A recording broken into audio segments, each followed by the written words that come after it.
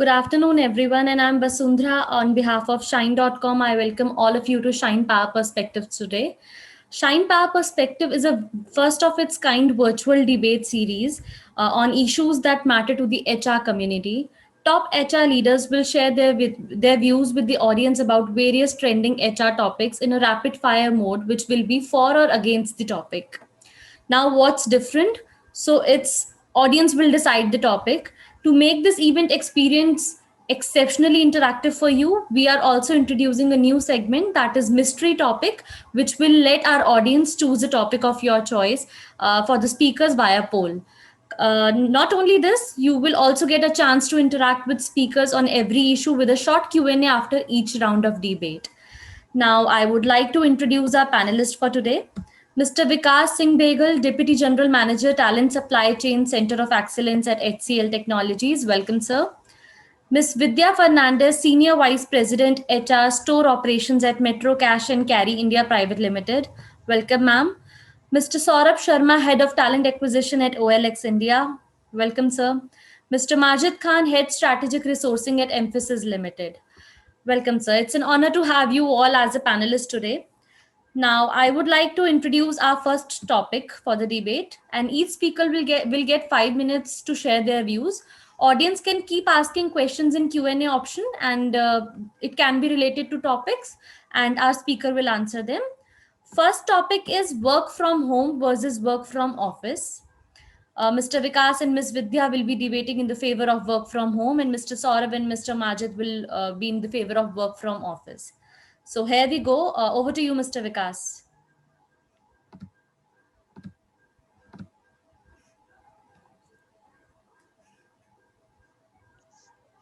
So I think you're on mute. Sorry. So I think I'm speaking in the motion of work from home primarily because I personally believe that it's more effective. It saves a lot of commute time for employees, which has a lot of ramification on many aspects of employees' mental ability, physical health, etc.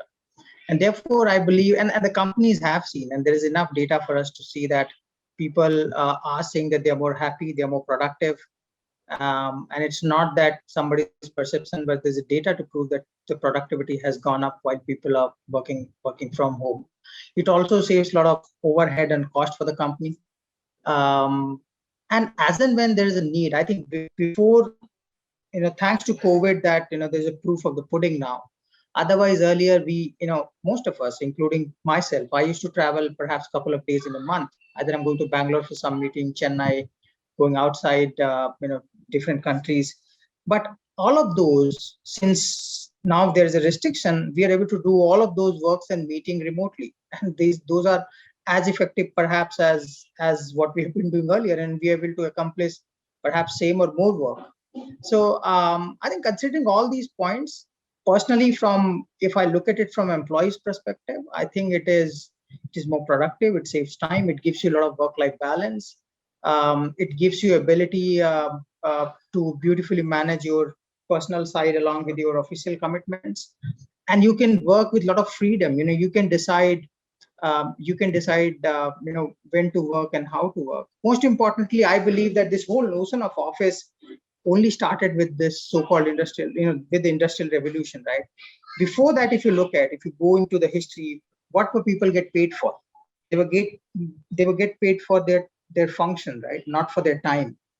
Today we are getting paid that somebody's coming 9 a.m. in the morning, going at 6. Everybody has to come at the same time. Everybody has to go at the same time. All of this design were for a factory setup, not for the knowledge worker. People started doing these kind of these models emerged because you had to get people from the villages to the cities so that they can work in a factory and they can leverage the machinery and the factory to get the production. But I think now, thanks to COVID, I think we have seen that we need not to do that anymore. We can still be more productive, we can still be more effective without doing everybody coming at 9 and going at 6. And we are able to manage most of our work without these notions. So I think considering all these points, in nutshell, I believe that work from home is going to be more effective for both employees as well as employers, depending upon which industry you are in. I think in certain industries you can't do that work without being in whole close confines of four walls and a ceiling. Unless you're in that kind of setup, I think you should be able to manage with work from home.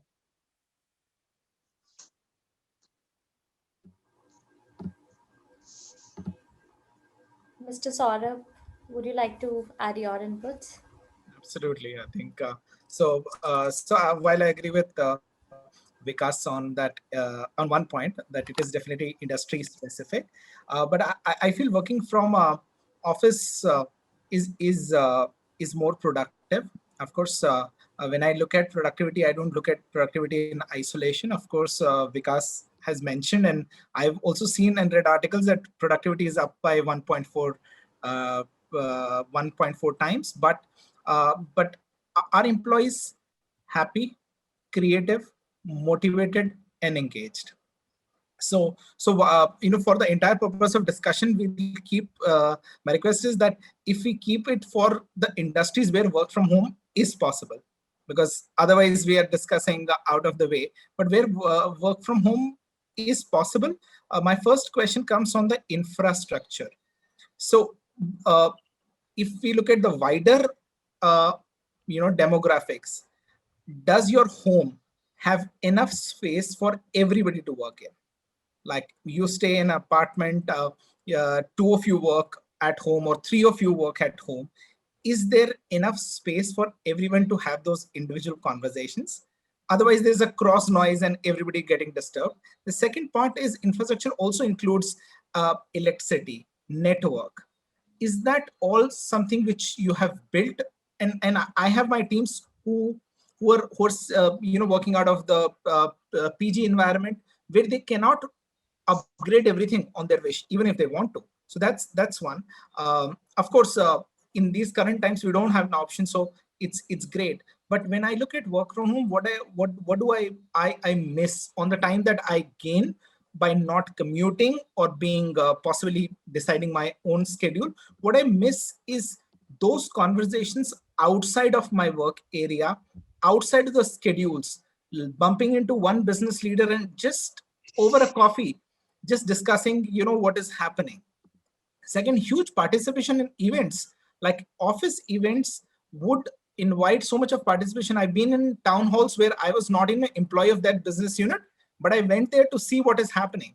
I've rarely seen people logging into large events. So you miss on the socialization, you miss on understanding other perspectives, and you also miss on sometimes collaboration, because it's easier to get people all in a room with different perspectives if you're all around. Otherwise, there's a lot of time that you spend in organizing, sending an invite and looking at how many people accepted it, and is this work, do I have to give people notice? One base that we need to see is that, have organizations, employees in employee environments, have they all matured to this stage? And I'm saying, when my role currently is spread across 9 countries and it works fantastically well for me to work from home. But here I'm not only representing me, but I'm representing everybody around me in my teams, in my organizations, and in my industry. That is that work that structured, that it could be taken home and delivered. Second is the infra, is that there, and third is the environment. Are these all supporting from work from home? Right now I see in emerging markets is still way to go. Yeah, agree. Ms. Fernandez, your inputs. Yes. Hi, nice to hear the two perspectives, both from Vikas and Saurabh. I'll try not to pick on the ones that Vikas has already covered. But I think, yes, another perspective on work from home that we should really touch upon is also it requires a lot of discipline. It requires you to work without a structure.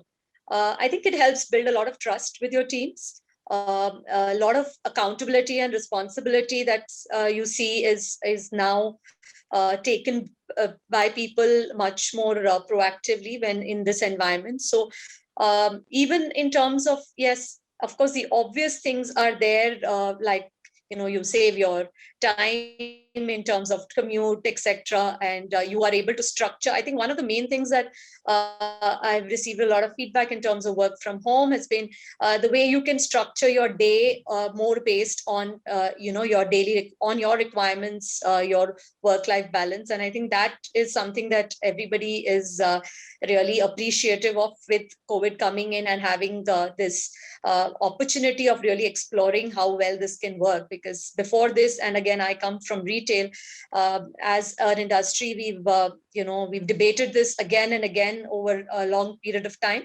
Yes, it's still split. Of course, one part of our organization works, does not have the opportunity to work from home. But I think the transition initially, for all industries, I think even for the very high tech industries that have infrastructure, etc., was obviously also difficult. So but for industries like us, where technology and infra has not been the strongest, I think the transition is what took time. But now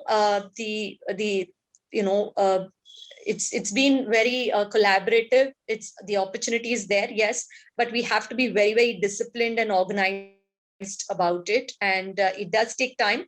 But in the overall scheme of things, it seemed to have worked more in both in the interest of the employee and the employer. Is my experience in the last year and a half that we've dealing with COVID now.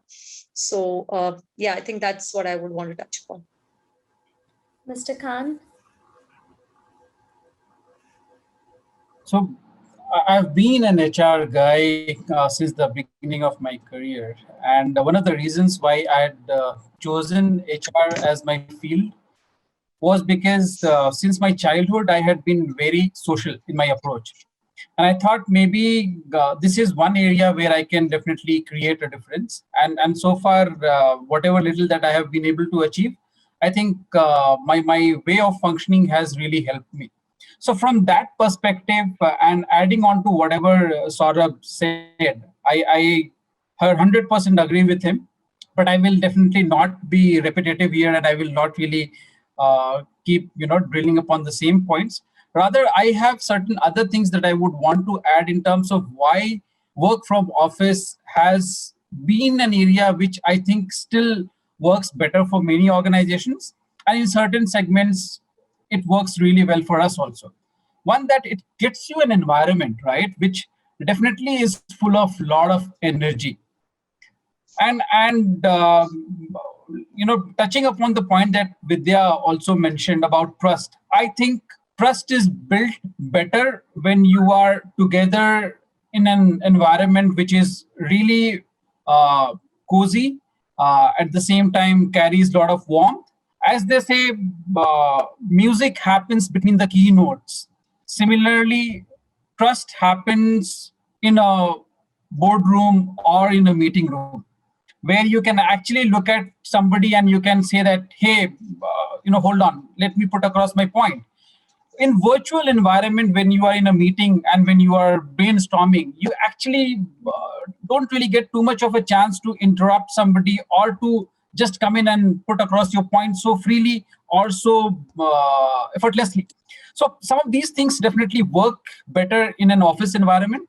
The other thing is that I have been a big fan of processes. I have been a big fan of processes because the dependency on human beings and their way of functioning reduces to a very, very large extent. And from that perspective, when it comes to work ethics, right, the human dependency part kind of gets eliminated because you have an environment which is supervised well. You have things which are supposed to be followed in terms of decorum, and a very less is left on you, where you have to bring in your own style of work ethics for you to be compliant to all the possible asks that you will have from the organization's end. Then apart from that, when it comes to accuracy, there are a lot of things that people do at the workplace where accuracy is the key. One thing going wrong can lead to a lot of hefty fines, which the organization must have to pay to regulatory bodies or to the client, etc. So an environment which is controlled definitely brings the best in terms of productivity. Moving on from there, right? And this is something which is commonly understood and explored and experienced also by people, that when you are in your home environment, distractions definitely are bound to happen, right? Even a slightest distraction in terms of your kid falling down might really disturb you, right? But when you are in the office, you might get to know about it during your lunch break when you actually call your spouses, right? So some of these things definitely do not really hamper your work or divert your attention when you are uh, at the workplace in the office. Let me also say that we all being human beings, we are also very social in our approach. Many a times when we are at the workplace, when we walk through the corridors, we might bump into another colleague who actually has to play a role for me to be successful. A lot of these, small interactions for a shorter duration might just help you in decision making, right? Today you will have to see whether that person is free, and if that person is free, then you go ahead and arrange for a meeting and then finally discuss and then come up with a solution. Some of these things are easier managed at the workplace when you are working from office. So these are some of the things why I strongly believe that work from home definitely could be working for people, but if it is working from office, things can definitely get better and you can come out of this gloom, and you can still do a lot for your organization in a manner where you keep risk on the lower side. Okay, so these were the inputs by our panelists for work from home and work from office. But yeah, the debate still goes on. Let's look at the questions that we have received for the first topic. Do you think there is any department or function in an organization which faced more issues or challenges while working from home? Mr. Saurabh, would you like to answer that? Yeah. Can you please repeat the question once again? Do you think there is any specific department or function in an organization which face more issues or challenges while working from home? Yeah, means straight away I would go for human resources. Obviously, means there are a lot of situations that human resources professionals encounter, which are difficult to deal with remotely. So one of them means, let's start from the side of counseling and coaching. Difficult to do in an environment where you are you're bound to start on a time, close on time. Even if you have to take break, you can't take the conversation outside for a coffee. From there to very stressful situations, it can be on employees emotional side.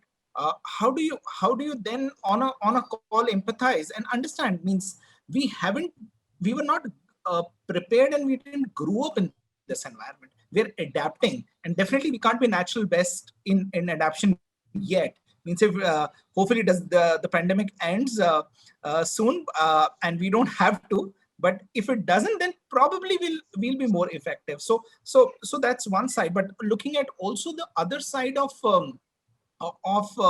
human resources, where you have to do difficult conversations, this is not designed to be the best way. So I have other suggestions as well, but I'll pause and pass it on to my colleagues to add on. So I don't know, Vasundhara, maybe I would like to take the other side on that question, which is basically which are the departments that I've seen that have really flourished with a virtual, movement of all of us. Has one of the things that I have seen in my experience has been L&D. The adoption to learning in the virtual environment in this last 1 year has been tremendous. And this is something that we've been struggling with for so long, to get people into the virtual learning, adaptation and mode. And the last few months have, with also the fact that we've also innovated the way we deliver in a virtual environment, the connection, the engagements and the participation level, something like what we're doing right now. I mean, the innovations on that platform has also been so much. and people have had the opportunity to experience that. And so this is one thing where I'll definitely say that L&D has really picked up during this period for me, in my experience. Yeah. Yeah, in that case, it seems that for few functions it's not working, and for few functions it is actually working. Let's move to the second question. Missing social interaction is a challenge for HR. How to address this situation? Mr. Khan. Yeah, so it definitely is a challenge. It definitely is a challenge, no matter what you do, right? We had always been a very forward-leaning organization, and we had all the possible tools, all the possible technologies, etc., in place, and for us to invoke the BCP, it was just a matter of about 12 hours, and we were up and running with 100% capacity. But what cost, right? Today, for a lot of people, life is very mechanic, life is very robotic, right? You have a routine which you follow, and definitely there is somebody who's watching you, right? Today you have artificial intelligence sitting above your head to keep a watch on you, keep an eye on you, right? So that work related charm which was there, right, while you were at the workplace is definitely missing. You can't really call your colleague and say that, hey, let us settle down our scores. We might have some difference of opinion on one particular stuff that we wanted to kind of conclude. Let us do it, while we are on a coffee break, or let us catch up for lunch and we will discuss and iron things out. So some of those things are definitely missing. No matter how much we may want to get back to the office, but unfortunately, looking at the current situation, we can't really. But yeah, the reality remains that the social life definitely has gotten impacted. Things could have been much easier from the social standpoint had we been operating from the office. Mr. Vikas, anything to add here? Yeah, so 2-3 things. I think I've heard Saurabh and Majid putting a very formidable points in the favor of work from office. But I think there is a lot of contradiction in it. One of the things is that we are saying, oh, how, in a personal space, obviously all of us, have some struggle to continue with our social engagement. But the reality is, if you look at India is the highest user base in across all the social media. You name across, whether you say Facebook, Insta, whatever it is, right? We are the one who are driving. We are the one. So to say that we are not attuned to that kind of environment, I think it is little farce.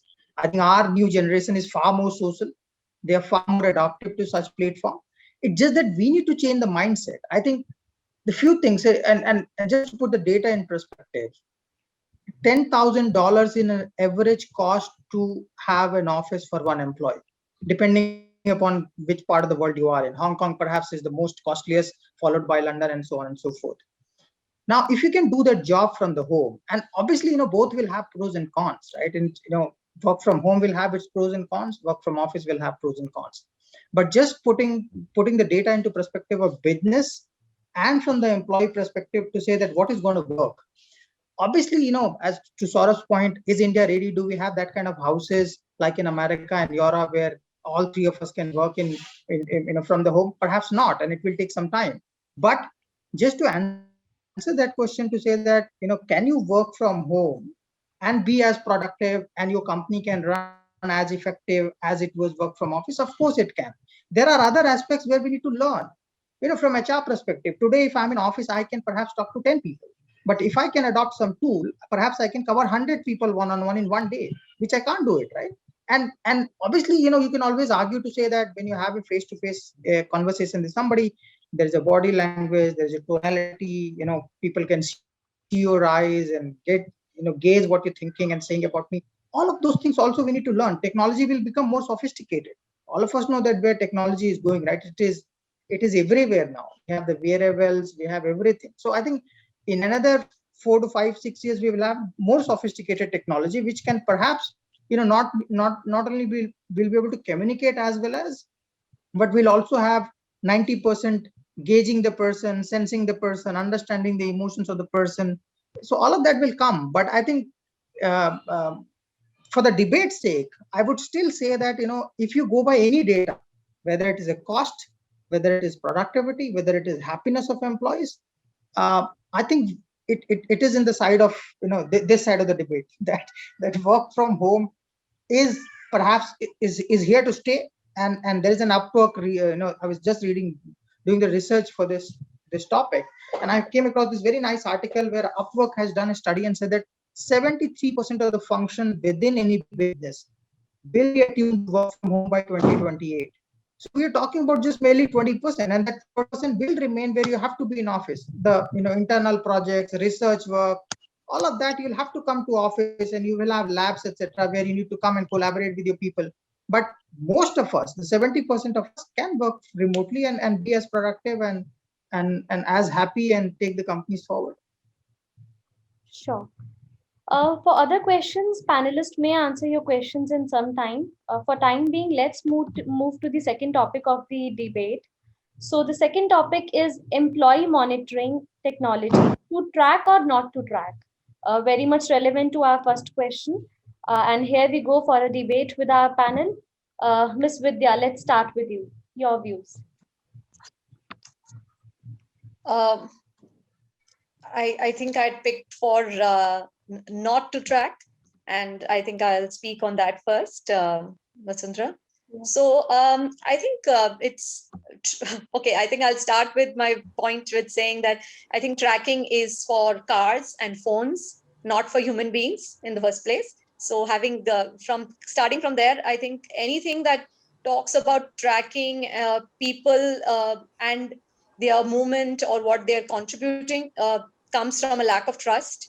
And I think anything that is built from that culture is not on a sustainable model. So if we really are looking at something which is going to be a long-term solution, then it can't be based on the platform or the premise of not being able to trust somebody. Yes, you can have tools that help the person organize themselves, be able to track their own performance and their own productivity. I think that is a very different concept than saying that I want to track what my employee is doing just because they are working from home. So that is the perspective that I would like to start on, and on that. And I think that because I think it's overall building. I mean, if we are all looking at eventually building a culture of trust and transparency in our organization, so the principle itself is kind of not very agreeable. Yeah, I think that's. Mr. Saurabh. I think so. Just saying tracking, I don't get the full context here. I'll give you two interpretations. One is tracking organizational and employee productivity, which is over a period of time, let's say a month or a quarter. I think that businesses do, and that should continue whether working from home or anywhere. And organizations should also look at if there is a drop in that and address, is it external market condition, or is it their employees are not equipped, or is it the work cannot be done in this environment. The other tracking, which I think is more related to this question, is that are we tracking when the employee is logging in and logging out? So if we are tracking this, and I know many organizations do it, if the purpose is that you are on billable hours, and means I've been part of organizations where a large chunk of employees were working for a client and were being billed for 8 hours, and the employee cannot work out of home, not equipped, does not have access to network. An employee shows up in office for 6.5 hours on an average, and you bill client for 8 hours. So that's a compliance issue. It should be tracked, and means it has to be tracked. But in other cases, it's as good as like tracking the number of hours. And I think in office also there's a good time that you can while away. Once you can enter office, you can spend the entire day without working. So the same goes at home. Maybe at home you can be a little more creative than being in office in terms of how do you while away your time when you logged in. Okay. Mr. Khan, your inputs? Right. So Vasundhara, I think the question is not about whether productivity will be higher at the workplace when you're working from office, or it will be lower when you are working from home. I think that's not the point, right? Also, the fact that trust is again not being questioned here, while that could be an important aspect, but I think none of us are questioning the trust part that the employer might have in their employees. The point is that one size does not fit all, right? While some of these things or the work from home arrangement could work for certain departments in the organization, it might not really work for all the possible departments. And I'll tell you why tracking becomes important, or what are the brighter side of tracking as a mechanism. uh, all of us get tracked on our performance for something called as performance management program, which is linked to our annual ratings, which is linked to our salary hike, promotion, etc. If there is no tracking, if you do not have any data to refer to, will you be able to do justice to your employees and give them what they deserve basis their performance? So when you are tracking, you are actually doing a favor to the employee by substantiating what you are actually offering to the employee. Let me also tell you, through tracking, you can actually get to understand who are the ones who are weak links in your team or in your department, where you need to bring in learning related intervention or coaching related intervention or mentoring related intervention, right? So some of these things become easier when you are tracking. Let me also tell you something which is in line with what Saurabh said, right? You have projects where you have to actually look at how many hours people are clocking. Not just that, it is also about the revenue that you might generate for certain projects basis the billable hours. So some of those things are required to be tracked for you to produce evidences if you are being questioned. So for you to maintain highest level of transparency, it is important that you track. Now, a lot of organizations which are in the banking and financial services industry, they have to track. They have to track because compliance is something which is of utmost importance. And tracking again becomes very, very important. Another reason why I personally believe tracking is required, uh, because many a times, let's take an example, right? My primary responsibility is to ensure that all my projects within the organization are fully, carrying the required capacity for them to take care of their deliverables, for which we acquire talent, right? Typically, we spend about 1 hour, 45 minutes to conduct an interview. Do we actually get to know the person in and out in those 45 minutes or 60 minutes? The answer is no. What do? You take a leap of faith, right? But while you are taking a leap of faith, are you going to keep the company's reputation at stake, where you are leaving everything in the hands of those new incumbents? The answer is no. And that is where some of these tracking related mechanisms or tools or whatever the organization might want to apply as a framework becomes really, really essential. So I strongly believe that tracking helps rather than doing any damage to the trust related factor, or just to say that it is for productivity. No. Mr. Vikas? Well, so I think what you meant by tracking is perhaps these new age softwares, right? Which companies are adopting, which tracks your mouse movement, your keyboard strokes. It takes screenshots of multiple times in a day.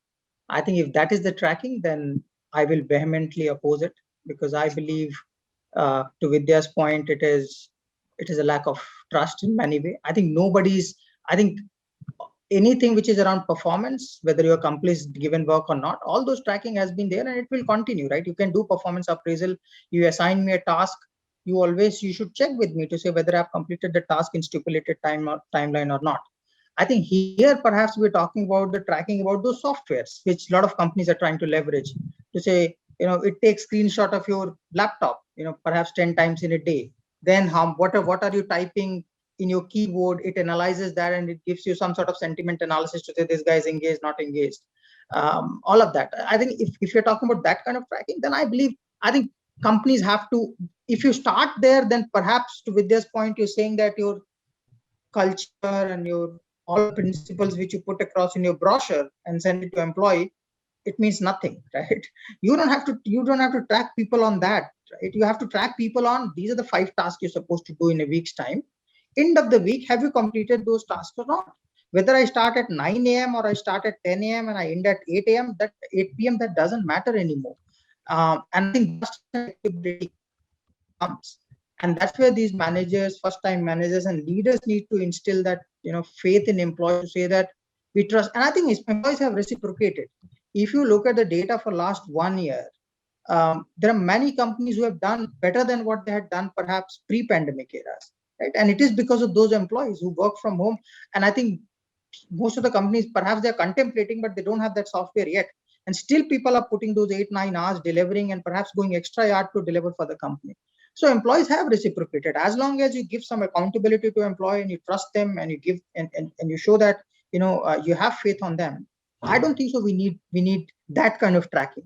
Of course, we need tracking of timesheet. If you're billing customer for 9 hours, you need to have the data and share with the customer to say this person has worked for 9 hours and hence I'm billing. Of course, if you need performance management end of the quarter or end of the year, whatever you do, person will fill what he has done in that quarter or a year, and then somebody has to give feedback on that, and there has to be rating and performance and whatnot. I think that will continue. All those business metrics tracking should continue. This tracking of 8 hours, screenshot, keyboard, mouse movement tracking, I think that's what we are against it, if that is the topic. Yeah. So Vasundhara, just an afterthought, and I'm really glad that Vikas did agree with a lot of the points that we had in favor of tracking.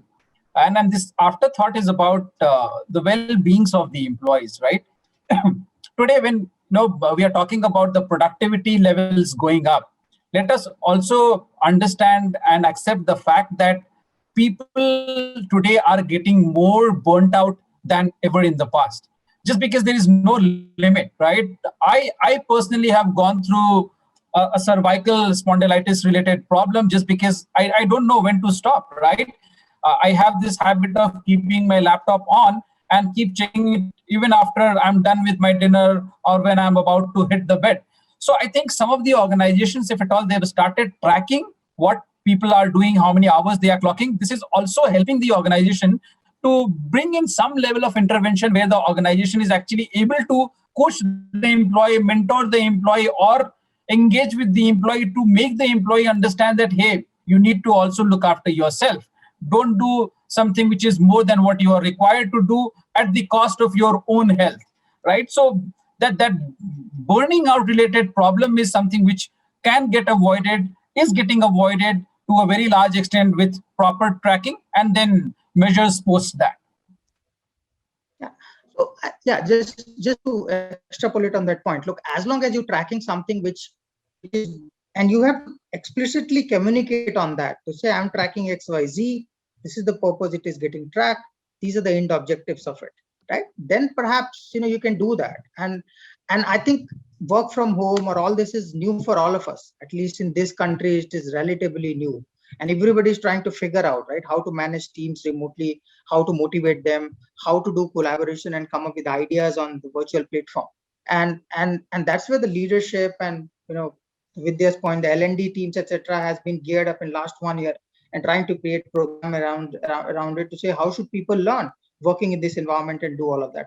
So I think it will come with the time and people will learn. And I think that is true for all of us. All of us have overworked beyond what we were supposed to work, because none of us know how to start and none of us know how to behave in this environment, right? We never know when to stop. And I think that's where the leadership come into the picture. All of us need to come and talk to our teams, coach them, tell them to say, how should they balance it and how should they maintain it. And I think that's where the HR role is very important. And industry is doing that, to be honest. If you look at engagement levels at an industry level or at all-time high, the skip levels have not done in these numbers ever before, at least last decade or so. So because there is a realization for the leadership as well, right, from CEO to board, to say it is the employee who needs to be taken care of. The revenues, bottom line, top line, they only will take care, right? So we need to be there for them. People are talking to employees, hearing them out, and I think and that is the reason, you know, these numbers are coming up. So I think it's just about striking the balance, learning the tricks of the trades as we go along. So I think all of the trackings are important. If you're doing certain tracking to Majid's point for a specific purpose, you need to communicate to employees explicitly. But just saying that, hey, here's a software which will take 10 times your screenshot and it will monitor your keyboard and what you're typing and where are you going, those will definitely, you know, creep in a lot of distrust to employees, which may not augur well for the company. And it will, and once it is damaged, it takes it is a very difficult needle to move. The behavioral needle is very difficult needle to move. Because once employee walk away with that feeling to say, hey, you don't trust me or you don't have a faith on me and you are spying on me, then you're done. Agreed. So because we are running out of time, I would first launch the poll for the third topic, and then maybe we can answer the questions asked by the audience. So here I am launching the poll for the mystery question. I would request all the attendees to vote and decide which question you want our panelists to answer.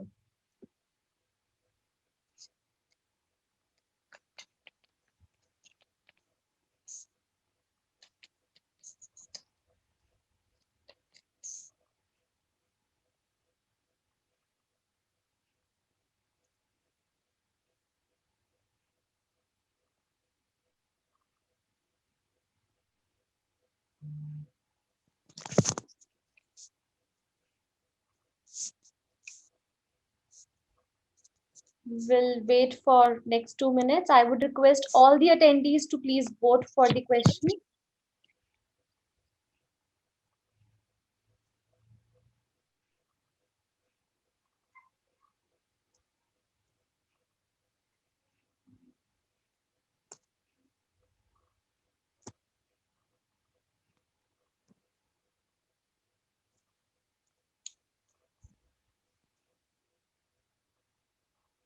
Okay, so let's end the poll here.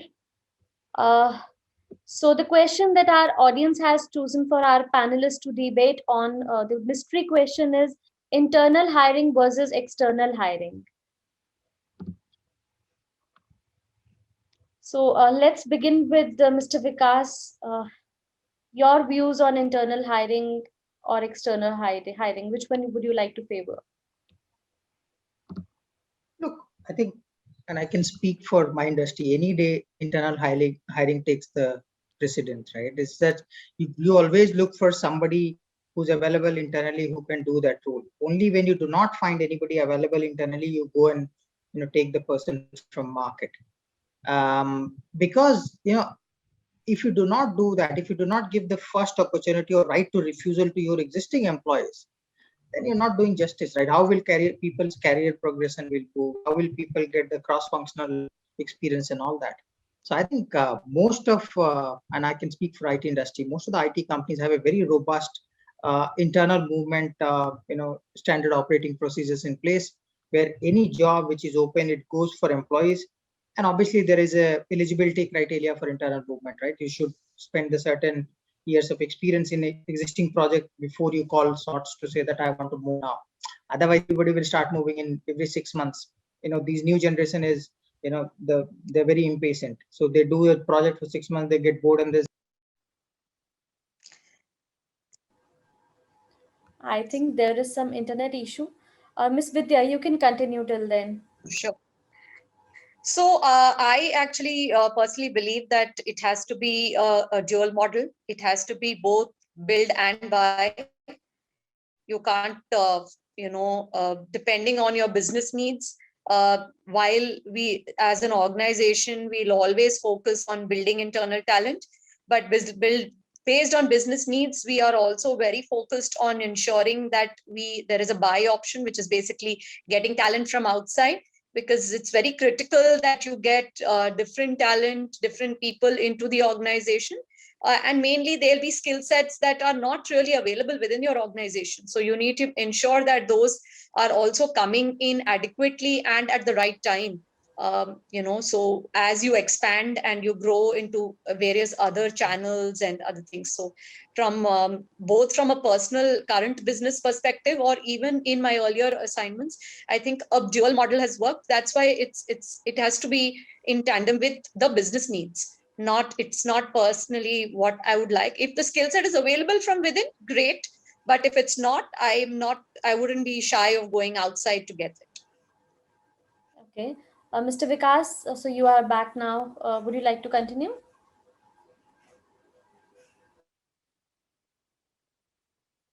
So you are on mute. Sorry. So yeah, so I was just saying that what they said, even in companies, I think when the opportunity comes, it's always goes, and we always look, do we have anybody internally available? We call it bench in IT language parlance. If anybody is on the bench and if that person can do that role, he gets the opportunity.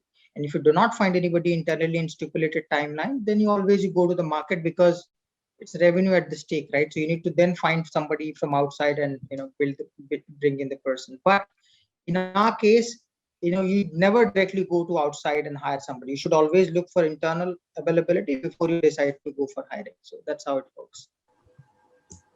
Mr. Saurabh, which one would you? I think very interesting resonate with? question. Yeah. So I think currently I would say there's a big trend in my industry and my organization to go internal, and I'll give you a reason why. See, current times are uncertain, and especially for mid to small size, fast growing organization. And I represent OLX. We are like a cluster of brands across 35 countries, fast growing pace.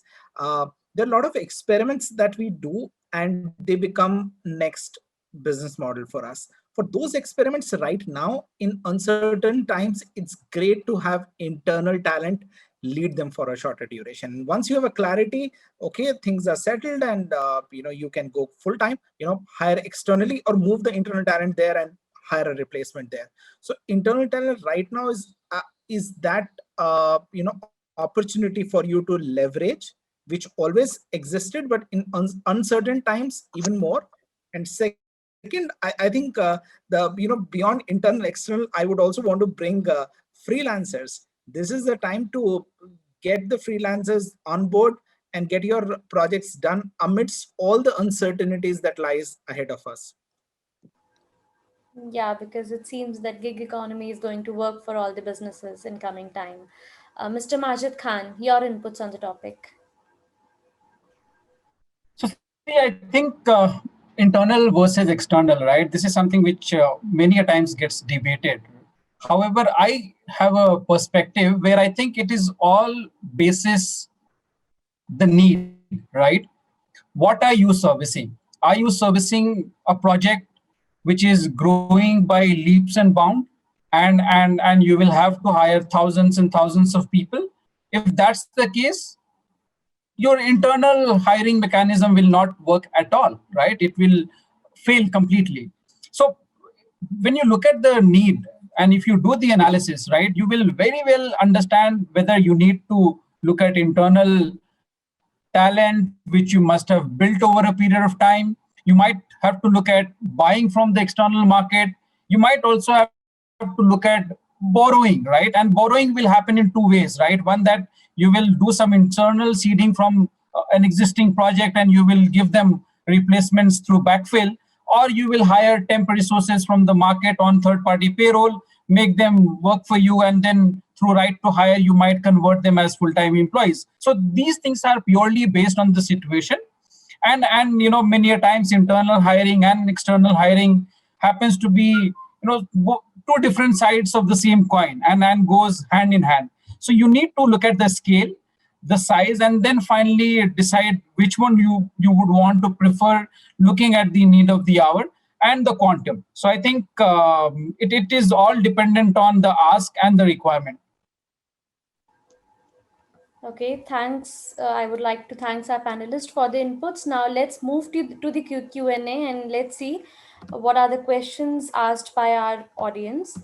So there is one of the anonymous attendees question. Do you think it is right to track employees' break or how long they are taking lunch break in the office environment.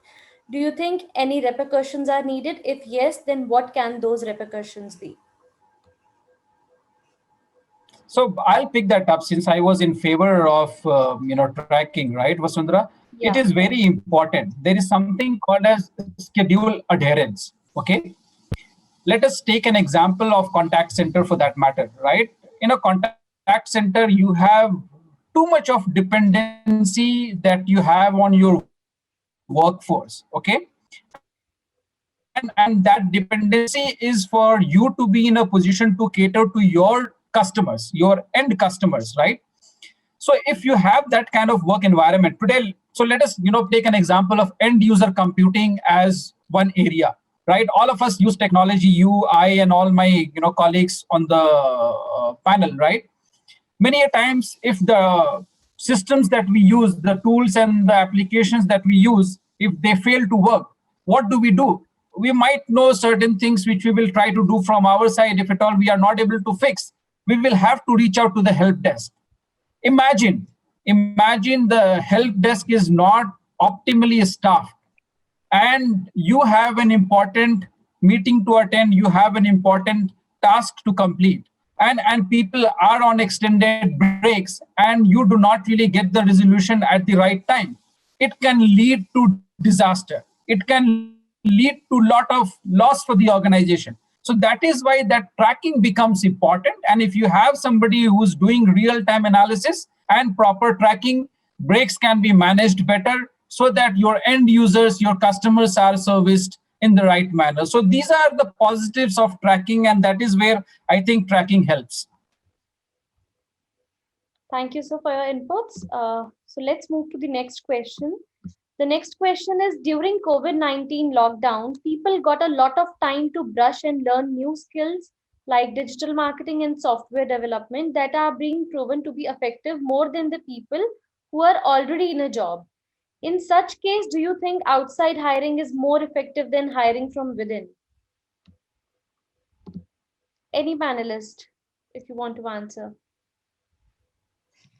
I think So- let me take this one. Yeah. Because No, please go ahead. No, go ahead. Sir. Okay, so I think this question requires a lot of context, because we are trying to compare somebody who learned this versus somebody who's already working, and we are assuming the person who's working did not brush up the skills or did not acquire the new skills either through the classroom learning or through on the job. So I think one, the comparison is not complete and not fair. Second is also, see, why an organization looks at hiring externally. The logic is not always around that you need to acquire that skill. What Vidya also was mentioning, it's buy versus build strategy. It's around that. What if 20% of your workforce is on bench, which is a scenario with services based organization, or 10%, 5%? Why wouldn't you retrain them versus hiring externally? Right, and that's where I'm saying the answer is not straight, but at the same time, yes, if somebody has acquired those skills, I'm sure there are employers who are willing to grow their headcount, because they're currently completely utilizing every person in their organization to their fullest, and they're looking for more, so they will value the skills. So I think this comes from a job seeker in terms of upgrading skills. So I'm not discouraging you, I'm completely encouraging you that stand out of the pack, acquire new skills. But at the same time, please be conscious that organizations make a decision to hire externally, either to replace or to add new headcount, and these are business decisions, not always related to acquiring a particular skill. Yeah, I think that is very helpful. So I think moving there's to the next also an angle, Vasundhara, there's also an angle of multi-skilling. So there is a lot of time and effort all organizations are putting on multi-skilling their own existing talent as well. So, if that effort will always continue, because that is one thing that helps us, in terms of continuity and things like that, in terms, on new projects and everything. So it will always be a focus. to ensure that we are focused on our internal talent and we multi-skill them and provide them with the skills that we're looking from outside. So that will continue to be. But yes, I think what Saurabh was saying, that, just by acquiring the skill, you can't be the expert. You have to be applying it in the environment that you're expected to as well. Sure. Thank you for inputs, Ms. Fernandez. Moving to the next question. It seems to be a statement and emotion for everybody these days. Stress is building due to work from home. So any comment? Maybe comments to deal with it, or your suggestion? Yeah, I think stress is something that again, whether it was work from home or otherwise, it was always based on personal behaviors and personal discipline. So in this environment or in your work environment, which was work from the office, if you didn't follow certain basic disciplines around your workplace or your work structure, you will always carry the stress. So I think it's, again, much more related to personal behavior and personal disciplines than to the office or the environment as much. Yes, there are times when it is external driven as well, but I think those are far and few as compared to personal discipline issues. It is more about time management, right? And plus, I think it depends what you do because right now you have a freedom, right? Nobody's sitting on your head to say, okay, do this, do that. You have your free time. You need to manage your kids, parents, and your work. Now, if you don't know how to do that and you're mixing everything together and then you're bamboozling yourself, obviously you'll be stressed out. So plus, I think I will say stop watching TV for some at least this month, because the more you watch, you get more stressed out because you're only getting to hear all the negative news. This is happening, that is happening, gloom in the world and all that. So I think it's about, read some good books, take some time out, watch something which makes you which makes you stress free, and keep yourself calm and positive. I think that's the way. So it's just about doing a good time management and juggling the manning balls. You're in office, you're just doing your work. When you're at home, as Majid was pointing out, my kid is just playing outside the door and he's bumping on the door. I'm telling him to keep quiet, he's not listening to me. I will get stressed out, right? Because I'm having a call. But I need to keep that aside and I need to do my job. So you need to juggle those many balls and manage it. You don't have a choice. Yeah, and you have to pick a hobby or something which is outside your workspace, whether it's spiritual, whether it's in your workout or whatever it is. But you have to have something which is outside your work environment. And if you, I think everybody is nodding, right? So this is one point where all of us kind of have come to an agreement. See, yes. Either you are in the office or you are at home. If you get to hear from your wife that, hey, you don't have time for me, it is stressful, right? So yeah, so here debates come to an end where all of us agree to one thing. And now on behalf of Shine.com, I would like to thank our panelists today. Thanks everyone for being such a wonderful audience and making this session so much interactive. A recording of the webinar will be shared with all the attendees along with the feedback mail. Would request you to please share the feedbacks, whatever you have. Thanks everyone. This is Vasundhara signing off now. Thank you. Thank you so much. Thank you so much. Thanks, guys. Bye. Bye.